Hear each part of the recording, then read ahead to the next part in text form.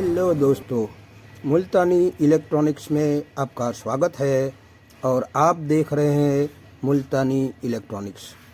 आज मैं एक इंडक्शन कुक टॉप के बारे में बताने वाला हूं कि इंडक्शन कुक टॉप में इससे पहले मैंने 2200 वोल्ट का सर्किट डायग्राम बनाया था और आज मैंने फिर से एक डायग्राम बनाया है जो 1900 वोल्ट का इंडक्शन कुक कहो या कुकर कहो या इंडक्शन कुक टॉप कहो या इलेक्ट्रॉनिक सगड़ी कहो, उसका डायग्राम बनाया है। और इससे पहले के वीडियो में मैंने इस इतने सेक्शन को आपको समझाया था कि ये किस तरीके से वर्क करता है और उससे कौन से कंपोनेंट क्या काम करते हैं और इससे बनने वाले क्या क्या तकलीफ़ आती है, क्या क्या फॉल्ट बनते हैं, उसकी सारी जानकारी मैंने अगले वीडियो में आपको दे दिया है।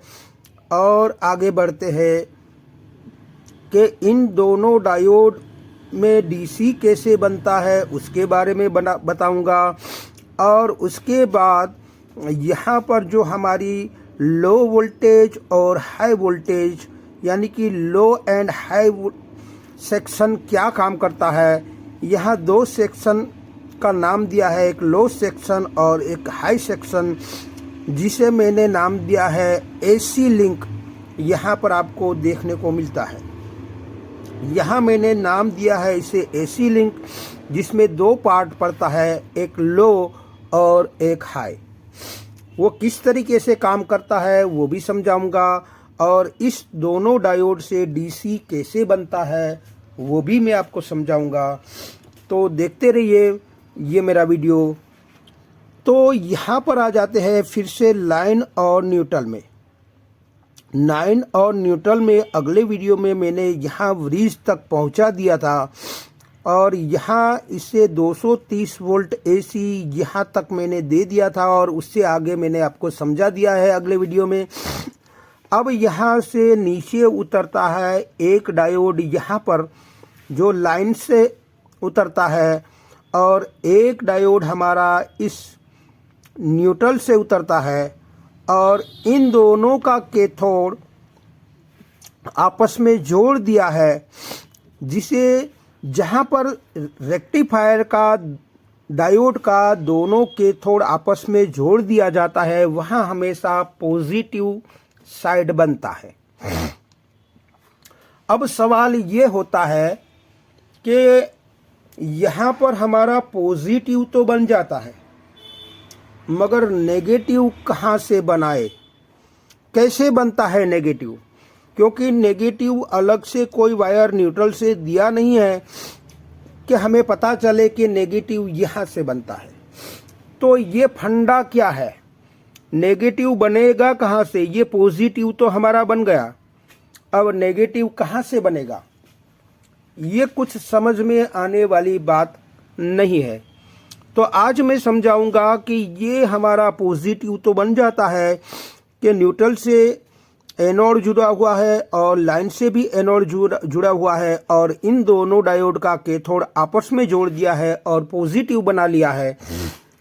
तो आखिरकार ये पॉजिटिव बन जाता है तो नेगेटिव उसका कहाँ बनेगा। तो इसी फंडे को जानने के लिए हमें यहाँ आना पड़ेगा कि ये एक तरह का ब्रिज रेक्टिफायर होता है जहाँ पर आप देख सकते हैं एनोड कैथोड एसी के साथ यानी कि लाइन के साथ जुड़ा है और इस तरफ का एक का कैथोड और एक का एनोड यहाँ पर जोड़ दिया है और दोनों साइड एसी दे दिया जाता है और इस दोनों रेक्टिफायर का कैथोड आपस में जोड़ दिया जाता है जिसको पॉजिटिव बना लिया जाता है। तो यहाँ तक की बात तो हमें समझ में आती है कि ये दोनों कैथोड को आपस में जोड़ दिया है तो हमारा पॉजिटिव बन गया। मगर नेगेटिव कहाँ से बनता है, नेगेटिव हमेशा दो एनोड आपस में जुड़े हुए होते हैं, वहाँ पर हमें नेगेटिव बनता हुआ दिखता है। तो ये दोनों डायोड तो है ही हमारे पास यहाँ पर, यहाँ जो दो डायोड है वो ये दो डायोड तो हमारे पास है मगर ये दो डायोड हमें कहीं पर भी दिखाई नहीं देते हैं। हमें कुछ समझ में ही नहीं आता है कि ये दोनों डायोड के बगैर नेगेटिव कैसे बना लिया, तो हमें समझने के लिए यहाँ पर आना पड़ेगा।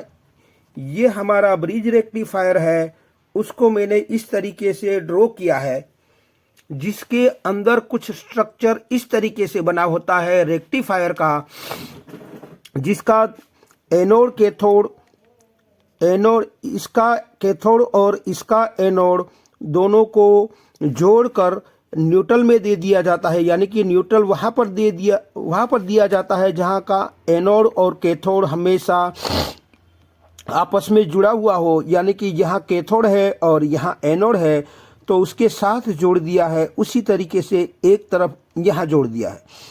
अब दूसरी तरफ यहाँ दूसरा कैथोड और दूसरा एनोड है, उसको दूसरी न्यूट्रल लाइन से और न्यूट्रल से, उसी तरह से न्यूट्रल और लाइन से यहाँ पर भी एनोड है, इस रेड वाले का और इस ब्लैक वाले का कैथोड है, उन दोनों को जोड़कर वहाँ पर लाइन दे दिया गया है। यानी कि न्यूट्रल और लाइन जहाँ पर भी दिया जाता है ब्रिज रेक्टिफायर में, वहाँ हमेशा एनोड कैथोड और दूसरे का एनोड कैथोड जुड़ा हुआ होता है। अब इसकी बात कर ले कि यहाँ पर ये ब्लैक है और ये भी ब्लैक है, दोनों का एनोड आपस में जोड़कर इसको नेगेटिव बना लिया जाता है, और इस रेड का कैथोड आपस में जोड़कर इसको पॉजिटिव बना दिया जाता है। तो ऑलरेडी यहाँ पर पॉजिटिव और यहाँ पर नेगेटिव में दोनों एनोड यहाँ आता है और दोनों कैथोड यहाँ आता है, और पॉजिटिव और नेगेटिव बन जाता है। अब इस डायोड की बात कर ले हम कि इस दोनों डायोड को यहाँ मैंने ड्रॉ किया है, जिसको एक लाइन से उतारा है, एक न्यूट्रल से उतारा है और एक लाइन से उतारा है, और दोनों को आपस में जोड़कर पॉजिटिव बना लिया है। अब नेगेटिव कहाँ से बनेगा, तो इसी नियम के आधार पर कि एक का कैथोड होना चाहिए और एक का एनोड होना चाहिए। तो यहाँ पर आप देख लीजिए कि ये हमारा यहाँ इस डायोड का एनोड है, और यही ब्रिज का उपयोग करके इसका इंटरनल स्ट्रक्चर में जो कैथोड वाला डायोड है, इसको यहाँ पर जोड़ देने से ये एनोड बन जाएगा इस डायोड का, और इस डायोड का ये कैथोड बन जाएगा, और वो दोनों आपस में मिले हुए हैं। तो एनोड कैथोड में आप एसी, न्यूट्रल या लाइन दे सकते हैं। उसी तरीके से यहाँ नीचे पर आ जाइए कि इस डायोड का एनोड लाइन के साथ जुड़ा हुआ है, और इस ब्रिज का इंटरनली जो रेक्टिफायर है उसका कैथोड ये ब्लैक वाला है, उसका कैथोड यहाँ जुड़ा हुआ है, तो ये एनोड हो गया और ये कैथोड हो गया। तो उस वजह से यहाँ एनोड कैथोड वाली डिजाइन बन जाती है। तो यहाँ पर ये नेगेटिव, इसके लिए भी ये पॉजिटिव और इसका नेगेटिव ये बन गया। इसी तरीके से ये पॉजिटिव है, उसका नेगेटिव भी ये बन जाता है। यानी कि इन दोनों के पॉजिटिव का एक ही नेगेटिव बना लिया है। तो इस तरीके से ये डीसी बन जाता है। अब हम आगे आते हैं कि यहाँ पर आपने देखा कि ये हमारा यहाँ पर हमारा डीसी बन जाता है, और ये नेगेटिव हमारा कॉमन हो जाता है, इनके लिए भी और इनके लिए भी। अब हम एक लाइन हमारी डीसी जो बना, उसकी लाइन एक डायोड और एक लो ओम्स के रजिस्टर के थ्रू एसएमपीएस में जाता है, और दूसरी लाइन जो हमारी एक हाई वैल्यू रजिस्टर जो 330 के का 1 वोल्ट का होता है, बड़ा होता है, उसके द्वारा यहाँ पर लाइन आती है, और वहाँ से दो अलग अलग विभाग में वोल्टेज बट जाते हैं। यानी कि एक लो सेक्शन और एक हाई सेक्शन में अलग अलग हो जाता है। यानी कि दोनों तरफ यही वोल्टेज इस हाई वैल्यू के रजिस्टर के थ्रू दोनों सेक्शन में जाता है, और वही सेक्शन में फिर से एक बार हाई वैल्यू का रजिस्टर पॉजिटिव की साइड और एक रजिस्टर जो हमारा 24K का है वो नेगेटिव की साइड, यानी कि एक तरह का divider circuit, voltage divider circuit बन जाता है, जिससे ये वोल्टेज ज़्यादा होता है। यानी कि यहाँ आप नापोगे तो 230 या 300 वोल्ट के आसपास मिलेगा, और यहाँ आप हाई वैल्यू रजिस्टर के बाद नापोगे तो आपको 75 वोल्ट के आसपास मिलेगा। और उससे भी कम करने के लिए ये डिवाइडर सर्किट लगाया है, जो यहाँ से आपको आईसी यानी कि एमसीयू जो होता है, हमारा माइक्रो प्रोसेसर यूनिट होता है, वो इस डिवाइडर के सेंटर पॉइंट से आईसी को मैसेज दिया जाता है। यानी कि ये साइड हमारी लो है और ये साइड हमारी हाई है। अब डिवाइडर से बिल्कुल लो वोल्टेज बनाया जाता है, यानी कि 1 से 1.5 वोल्ट के आसपास इस जगह पर, इस सेंटर पॉइंट पर, इस डिवाइडर के सेंटर पॉइंट पर बिल्कुल लो वोल्टेज बनाया जाता है और एमसीयू को दिया जाता है। यानी कि एमसीयू की पिन नंबर 10 नंबर पर दिया जाता है। यानी कि ये हमारा एमसीयू है। अब देख सकते हैं ये हमारा एमसीयू है।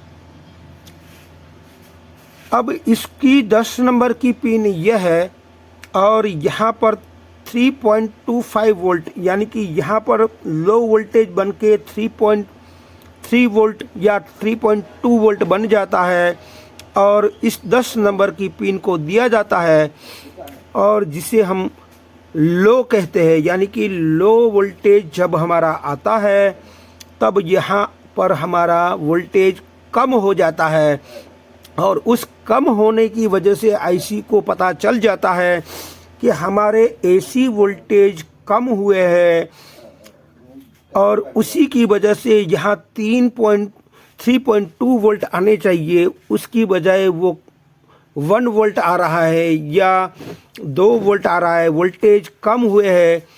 तो उसी के मुताबिक यहाँ प्रोग्रामिंग किया जाता है, और उस प्रोग्रामिंग के मुताबिक उसमें उसकी फ्रीक्वेंसी जो जनरेट करता है, ड्राइव फ्रीक्वेंसी जनरेट करता है, उसमें वो कम बेसी करता है, कंट्रोल करता है।